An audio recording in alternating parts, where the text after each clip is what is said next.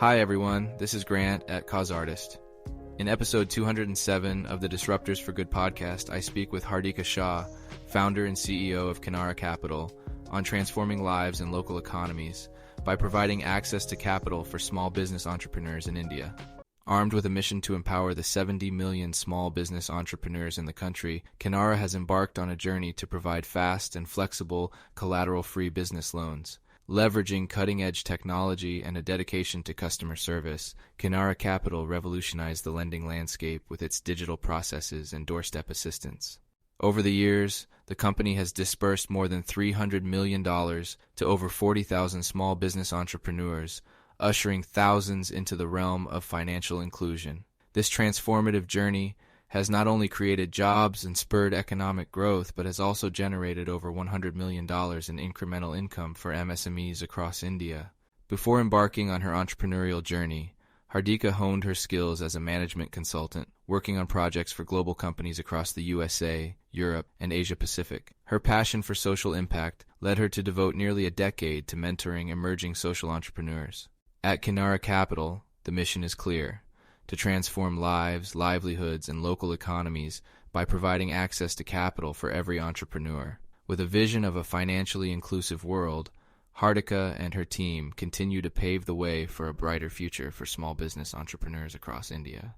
I hope you enjoy the conversation. Until next time, stay humble and stay creative. Well, thank you so much, Hardika, for joining me today. Really excited to chat about your journey and sort of your mission and all you've sort of achieved so far in life. Before we get into Kinara Capital and everything you and the team have built so far, talk about your incredible journey so far, sort of career arc, your career journey, and if you even want to start younger than that, as a child, and walk us through that. I guess talk us through that journey before founding Kinara Capital. I've always been an anomaly to the rules, and since you said go as far back as I can, so let me go all the way back to the very beginning. I'm Sure. a firstborn child of parents where my father is blind. And so growing up was very different with having a parent with disability and how, especially in Indian society, how that has always been not as accepted, as incorporated as you would expect.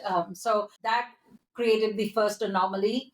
I ended up coming to the United States for my undergrad, which for a middle class Indian female student or female in general to go to the US to do, for undergraduate studies was a large anomaly, as that was an expensive undertaking and certainly one most middle class families could not afford, and neither could my parents, to be honest. But to their credit, they did the most.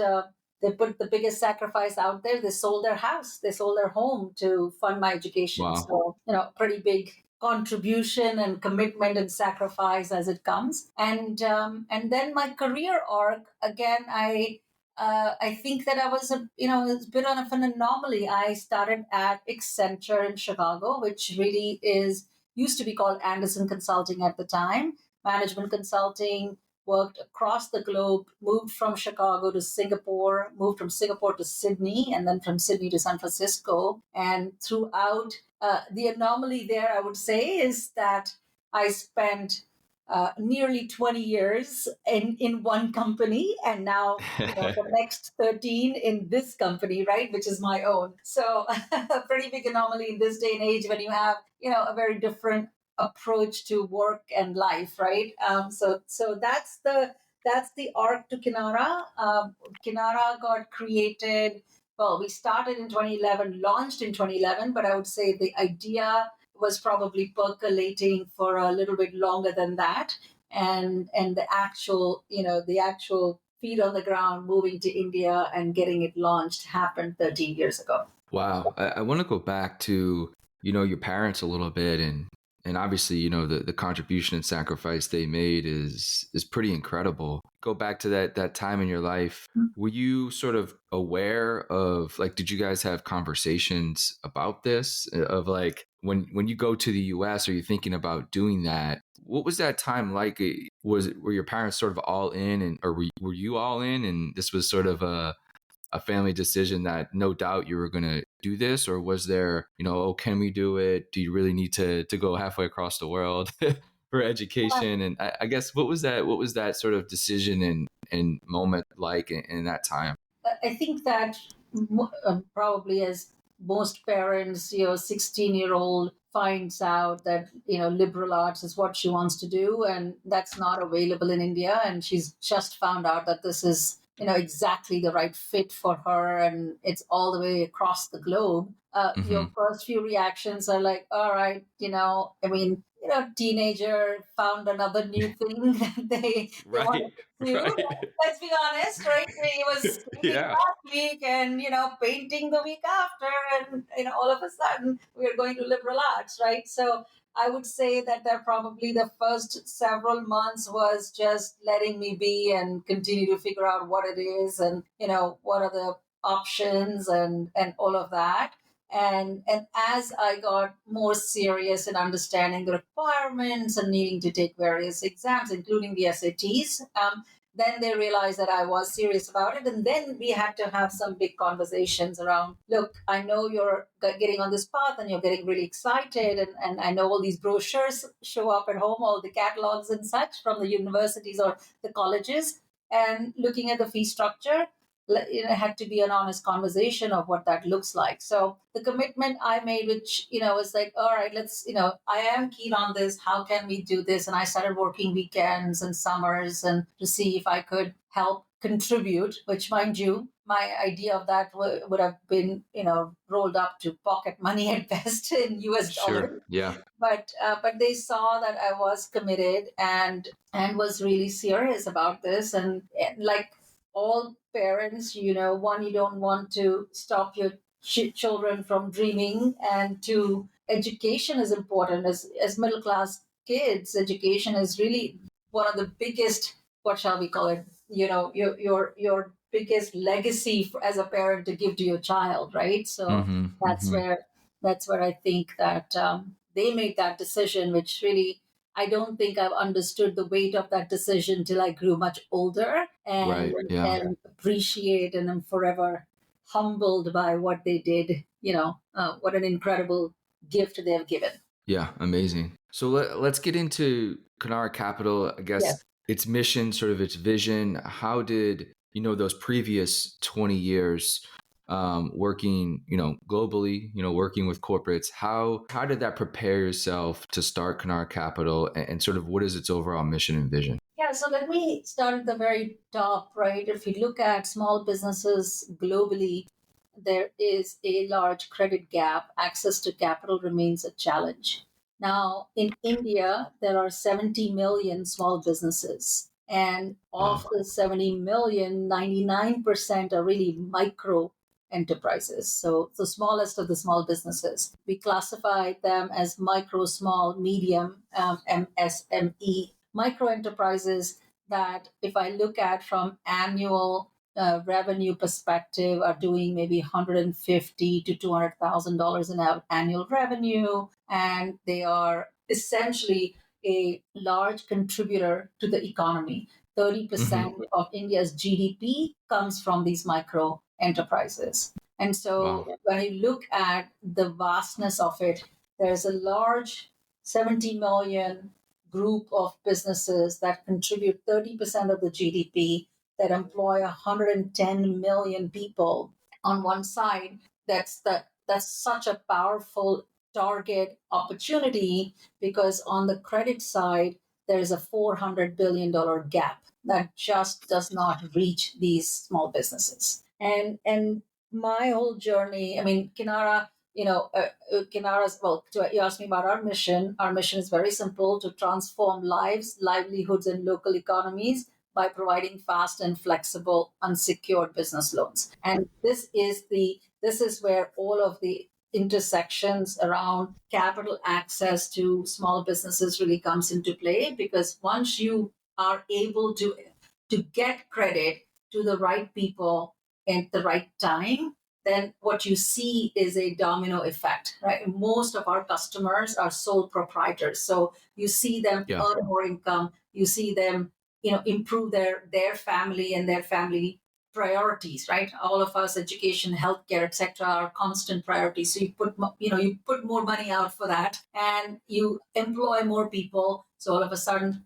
there are jobs being created at the bottom of the pyramid, and those jobs then empower other livelihoods. I mean, other families as well. So essentially, you're creating this beautiful network effect by doing the smallest first step of giving capital to small businesses that are truly on the fringe of inclusion and are able to, push their businesses forward.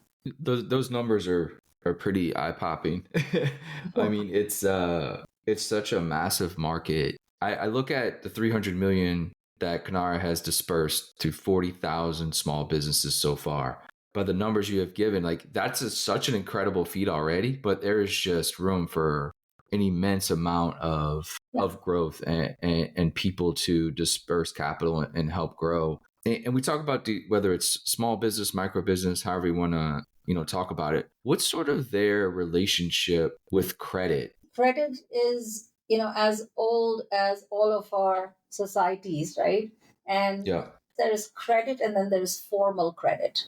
Now, formal credit has not been available to most small businesses for the longest time. And what formal credit does, in all markets, one, it allows you to, from a regulatory perspective, to make sure that there's fair practices, that there is no predatory lending, there is, consumer protection. It allows you to build your credit history, which gives the next person a view of what, character you are in terms of, credit worthiness and credit capability. It allows you to establish yourself as a, small growing business, right? Now, all these are things that have been hard for small businesses in India to get access to. It is changing, but ever so slowly, as you said. We are putting some drops in the ocean, but the ocean is very large to solve for. But their relationship to credit is definitely existent, and I will call it what we see is what I call invisible credit. So what you have is friends and family credit. What you have is there is a whole system in India of savings / credit that has existed for a long time, and it's called a chit fund, where you create a group, and a group commits a certain amount of money, and that becomes your pool. And then every month somebody can bid for that pool, and depending on how many people are bidding for that pool, that's how much interest they're paying based on their individual needs, right? And so this credit exists. So there is a lot of invisible credit that most small businesses have experience with, and therefore, to me, it has been a mystery why the large banks and financial institutions in India have essentially not paid enough attention to unsecured business lending, because there are enough proxies available, and yet, I mean, the capital flows have not been there. I think perhaps the market is large and everybody wants to cherry pick, and it's always easier to cherry pick when you are asked for some collateral and you can get the collateral, right? But then it creates in my opinion, it creates a large divide between those who have collateral and those who do not. And yet those who do not need capital to run their business just as much. Yeah. We touched on it a little bit. That was my next question. It was really underlining the word, access to credit, access to capital. You kind of touched on it a little bit, but what has been historically the hurdles of why that hasn't been sort of tapped into yet? Because usually when you hear huge markets, there's somebody out there that wants to cater to a huge market. I guess so. Historically, maybe just since you've been studying the ecosystem of the market, what have you seen been the real sort of problems and sort of bottlenecks with the industry being matured as you guys are doing now? Yeah, I see the problem at two levels. One is just lack of formalization. So small business in India does not necessarily maintain a perfect book of accounts. 80% is cash businesses, so there's a lot of cash movement. But how do I, assess your business revenues when I don't have all of the banking you have done, all of your invoices are formal, We have manufacturing customers, for example, that will deliver the goods, deliver the parts, components into a line, right? Let's say an automaker is looking, has got components coming in. They will deliver the components to the line. It goes straight into the into the making of the car. But all they have is a stamp seal on a goods delivery note, and that's their payment agreement. And now Yep. those sorts of things in most modern markets would just not work, because how do I validate that that's real? How do I get confirmation? How do I know it got paid from a cash, non-cash perspective? The formality of business is a big hurdle. The informality of business, right, is a big hurdle. And then the second thing that I see is it's really a business model challenge. So if you look at from a bank's perspective, the entire approach is I've set up branches, you come into the branch, I have a 40-page application. I have no discerning application for you being a small business or a micro business or a medium business. Everybody goes through the same process. I need to fill out a large credit note which has all of these elements that essentially become the decision part.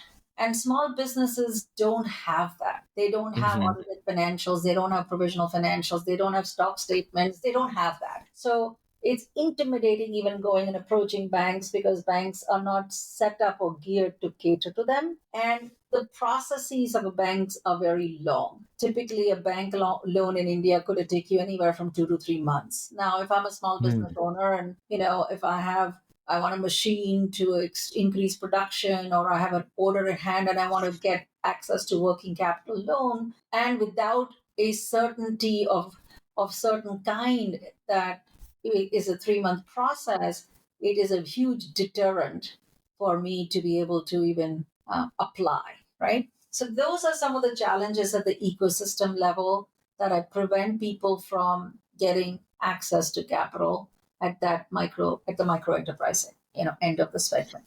There's a lot of things there that this one thing perhaps can solve, or can be a very big part of solving it, and that's just simply technology.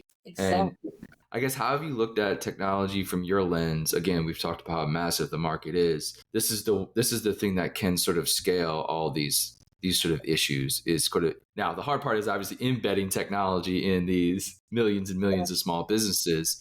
How do you go about doing that, right? That's such a brick by brick type of thing. Yeah. But how do you start to embed technology throughout this massive ecosystem? Well, I mean, I think you hit the nail on the head. Technology is definitely, the breakthrough piece that is required. Now, when I first started Kinara 13 years ago, let me set the context, because we've all forgotten that we were pre-smartphone days. Everybody used to carry those little Nokia 8270s or whatever the number was, and feature phones, and most of our customers, were on that, right? So in essence, when you talk about what it is that they needed to do to change their business, more importantly, we had to first think of how we can introduce technology to even underwrite their business. And we started with the whole process of doing paperless loan processing, where we gave tablets to our field teams to collect that data. And then our systems would then calculate out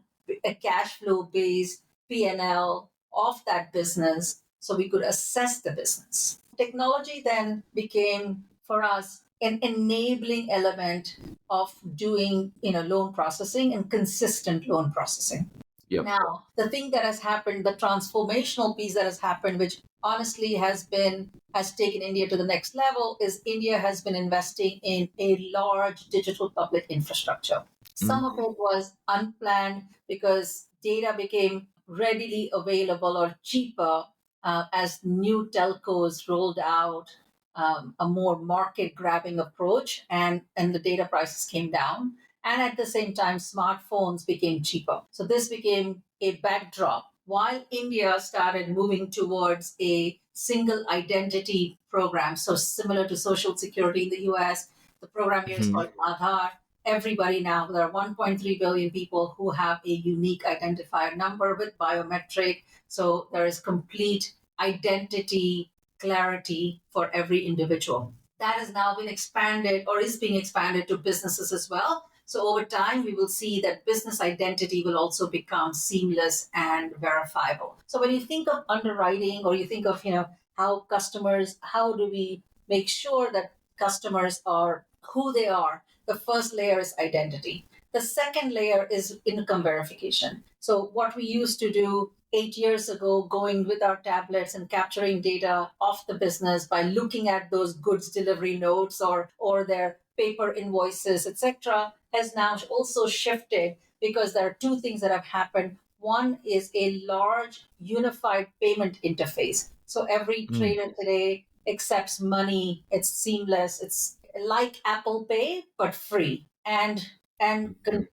provided by a public-private partnership by the government of India. So in essence, I can now see a lot of the transactions of a small business owner coming through the banking system because they are using this interface, because everybody's on this interface. So that changes how I assess your income. So the second thing that I've moved from in the technologies enabled is the income verification. The third thing that we have built at Kinara, because we've been working with this customer segment for over a decade and have understood their journeys, their challenges, including due to macro events, we have built large AI ML models to do risk categorization and loan decisioning. So every single loan that today gets sanctioned at Kinara is done by our models, seamlessly, with no human intervention, no override functionality. And so you can see how technology has sort of brought everything into a box. Now, I'll give you some data points. We were talking about banks taking 3 months to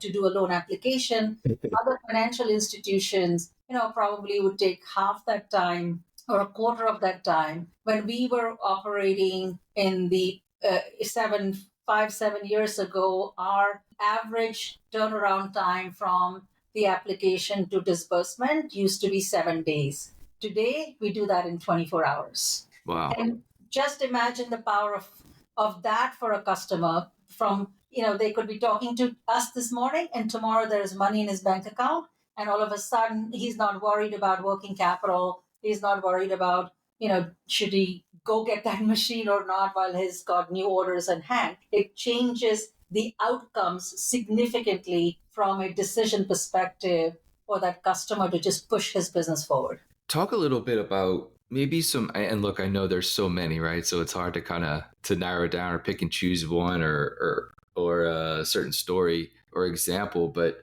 is there a certain sort of example or story you can give us of how Kinara sort of has worked, right? So far as like small shop owner, Kinara sort of provides capital. They, build up and they hire more. I guess sort of just some real world on the ground examples of how Kinara is working, in the community. Yeah, absolutely. And let me give you a little bit more context, and then I'll give a few examples within that, and there's some numbers around it too. So sure.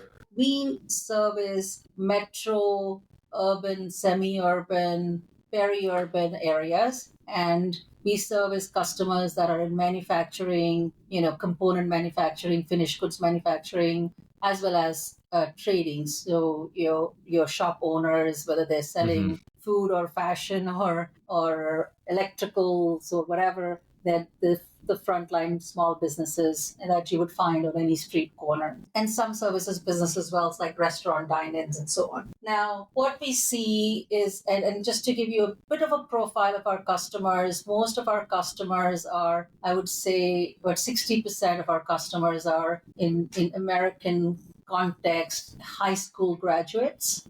Some might have done 1 or 2 years of vocational training, or especially in manufacturing, tools training, right? So how to use some of the CNC machines and so on. And so from that perspective, they are not highly educated, but they certainly have an educational background to be operating machinery and so on. And then their average is about maybe mid-30s. So they have come to business through working on the ground, working on the floor, working their way up, and at some point having the aspiration to be a business owner, pooling capital from friends, family, putting the gold that perhaps the family has, the mother, the spouse, in getting a loan against it and starting their business. And this is the backdrop. On average, they earn $300 to $400 a month, and they hire 5 to 7 people.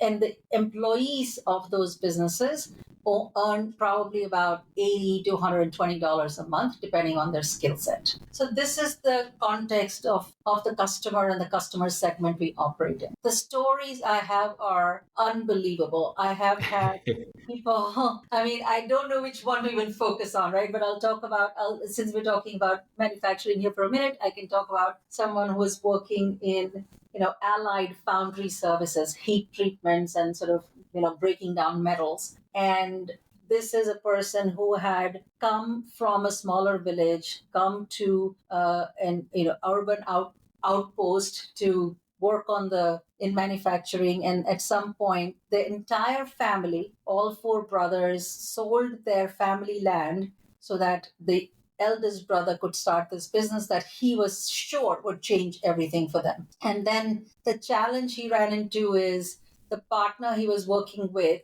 decided to take off and left him holding the bag on the business. And he had to borrow from a local money lender at 100% interest. Oh my goodness. And so here he is, he's invested in this, pretty heavy duty foundry machinery. He has orders, but he cannot get out from under this debt service. And someone referred him to us. We were talking to him. We gave our first loan to him. Our first loan would have been probably about $8,000. And since then, he's taken multiple loans. But that changed his trajectory because he took that entire capital to pay off the money lender. And all of a sudden, what he was servicing on our debt was significantly lower to what he had to pay the money lender. And then he could pour it back into the business and build that business up. Let me give you the roll forward, 3-4 years later, he has built a house next to where his manufacturing facility is, probably more like a shed, not a facility the way we would think about it, but he's built a house. All of his 3 brothers have split off from his business, not because they're not friendly anymore, but they have gone off to start their own businesses. Yeah. And, the trajectory of this family is completely different today than what it was when we first met him. I wanted to highlight something that you sort of mentioned about, how entrepreneurs are sort of created, right? And I think the best, you could argue sort of the best, entrepreneurs, not necessarily entrepreneurs, but from both sides, right? Because if you are a bank or you are a lender of money and a person has worked in the industry on the ground for a decade plus, to me, that looks like it's a very risk adverse opportunity because, it's not risky capital you're giving to someone who has an idea, right? And has maybe not the understanding of how the market works, how things function. And so the production of entrepreneurs is interesting in this method where, you're on the ground, you're working in it for, let's say, a decade plus, you're finally ready to do something. You have all the capabilities, you have all the knowledge, even it might not be traditional education, but it's a sort of a PhD in right. how business works, right? If you're working somewhere for 10 years, it's an incredible roadmap to say, okay, I'm going to start something. And now having the access to capital for these individuals, I think to even aspire to do it now, right? Because before, it's a really huge risk for them if they have to find a way to get a loan for 100%. I mean, it's just such a stressful environment to have to go through that as being the only access to capital, let's say. But now I think you have a population that is prepared to start businesses. They understand the market. And now you have the access to capital, which has been innovated. And so you sort of are at this apex of an economy that is ready to sort of, really take off. I mean, India is the 5th largest economy in the world. I mean, it's sort of thriving unlike a lot of parts of the world. So I just wanted to say, like, I thought that was really interesting. The way you kind of looked at the arc of an entrepreneur in India is really interesting. And I hope we do that here in the US and in other parts around the world where, a founder and entrepreneur doesn't have to be 22, 23 years old. Yeah. They could be 43, 45, and that might be more of an ideal time, especially to launch these sort of small businesses or these medium-sized businesses where your knowledge is so great. So just wanted to highlight that. Absolutely. And in an economy like ours that is growing fast, as you mentioned, GDP today is 6-7%. We will be the third largest Yeah. economy by 2027, right? It Yep. is happening. And so to power that, we need the entrepreneurial spirit. We need entrepreneurs. We need people who are willing to, push the growth, which is already happening. And so for that, we also need capital.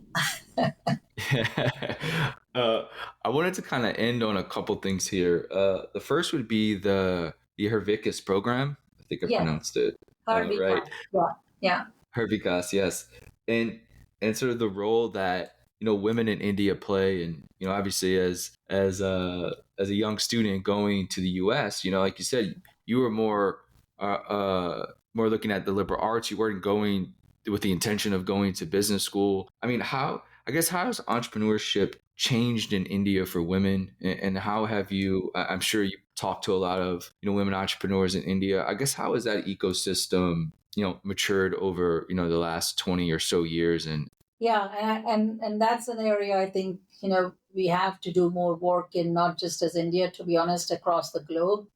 yep. Women entrepreneurs or women, female founders, for example, do not get the same level of capital globally, right? So Hmm. in Hmm. India, we talked about the 70 million micro enterprises. Only 12% of them are women owned and operated. So we have a huge gap because 50% of the population is women, and yet only Yeah. 10% are women owned and operated. And I think some of them are systemic issues. That largely ecosystem change has to happen. One of which is obviously support from the family and the network and so Hmm. on. We see a lot of what I would call in India, or less. We rather, what I should say is, we would like to promote more by choice entrepreneurs and not by necessity entrepreneurs. And what I mean by Mm-hmm. that, the person who ends up selling quote unquote lemonade on the side of the street is often a necessity entrepreneur. And really, what we want to promote with the Harvikas program is women entrepreneurs who have the capability, who want to build a true business and a small business, and have aspirations to grow that. And what we have seen, and so just to give you our program specifics, one, we're trying to marry some of the challenges of women-owned entrepreneurs, right? There are two types: those who already have a business, and the challenge there often is the bias in the system to give them access to capital. Hmm. The expectations are different. The co-applicants and guarantors requirements and the processing pieces are different. So we've completely unpacked all of that to make it simple. And we promote the program. We end up giving a discount to the program, to the interest rate and the processing fee, etc., so that the woman entrepreneur ends up taking more back into the business as opposed to the same loan given to a male entrepreneur. So that's the idea, to push entrepreneurship in one way. The second thing we have done with the program is to then assess that, how do we increase this number? Now, in our program, and so just maybe, giving some other numbers, we've done about $85 million of disbursement under the Hand Vikas program. And this year, we've announced an additional 60 million that we will disperse this year through that program. So sum total, Wow.